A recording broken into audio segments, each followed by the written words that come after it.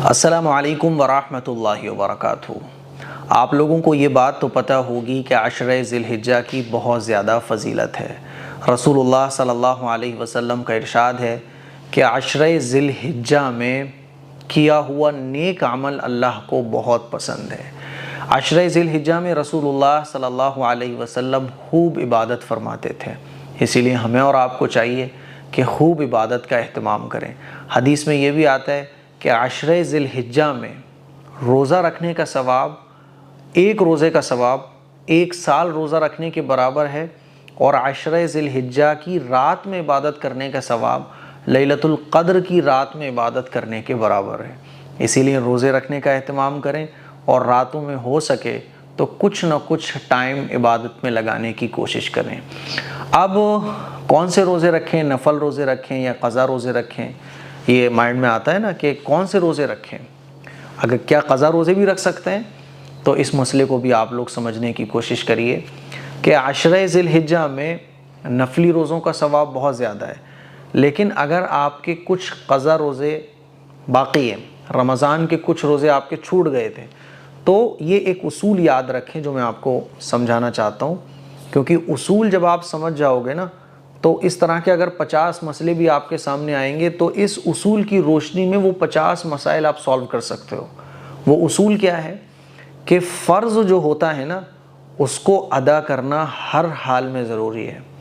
اگر مان لیجئے کسی نے کچھ فرض چھوڑ دیے تھے، جیسے کہ رمضان کے روزے رکھنا یہ فرض ہے، دن بھر میں 5 وقت کی نمازیں یہ فرض ہیں، تو جو فرض عبادات ہیں اگر وہ بندہ چھوڑ دے جان بوجھ کر اور ان کی قضا بھی نہ کرے اور اس دنیا سے چلا جائے، تو آخرت میں اس سے حساب ہوگا کہ یہ فرض عبادت تمہارے اوپر تھی، تم نے اس کو ادا کیوں نہیں کیا، کیوں چھوڑ دیا۔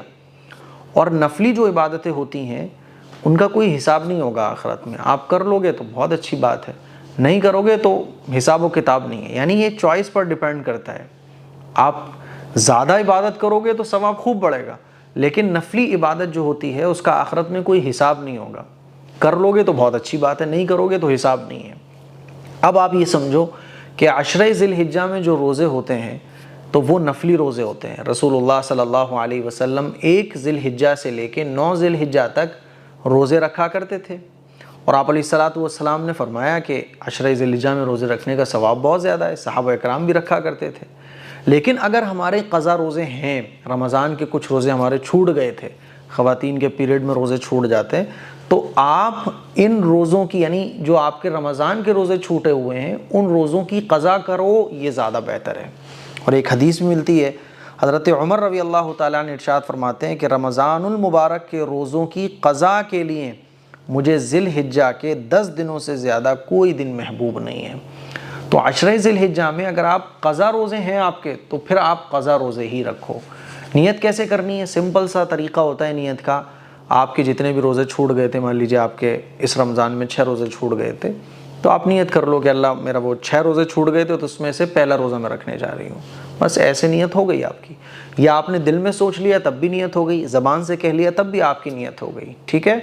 اور اگر آپ نفلی روزہ رکھنا چاہو تو سمپل سا طریقہ ہے، آپ سحری میں اٹھو یا رات کو نیت کر کے سو جاؤ کہ میرا کل کا روزہ ہوگا، نفلی روزہ میں رکھوں گی، ہو گئی نیت آپ کی۔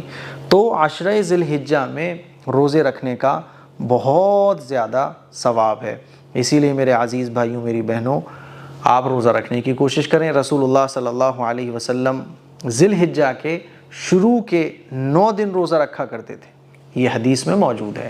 اسی لیے عشرہ ذی الحجہ میں روزے رکھنا چاہو تو روزے رکھ لو، اور ضروری نہیں ہے کہ آپ 1 سے لے کے 9 روزے رکھو، آپ چھوڑ کے 2 رکھ سکتی ہو 2 رکھ لو، 3 رکھ سکتی ہو 3 رکھ لو۔ کل ملا کے یہ جو جتنی محنت کرے گا، جو جتنے زیادہ روزے رکھے گا اتنا ثواب پائے گا، ٹھیک ہے۔ اور اگر یہ بھی ممکن نہیں ہے تو 9 ذی الحجہ کا روزہ رکھ لو جس کو عرفے کا دن کہا جاتا ہے، ٹھیک ہے۔ لیکن اگر آپ کے قضا روزے ہیں تو پھر آپ قضا روزے پہلے ادا کرو، ٹھیک ہے، نفلی روزے مت رکھو۔ تو مجھے امید ہے کہ یہ روزوں کا مسئلہ آپ کو اچھے طریقے سے سمجھ آ گیا ہوگا، اس کو شیئر کریں، دوسروں تک پہنچائیں۔ السلام علیکم ورحمۃ اللہ وبرکاتہ۔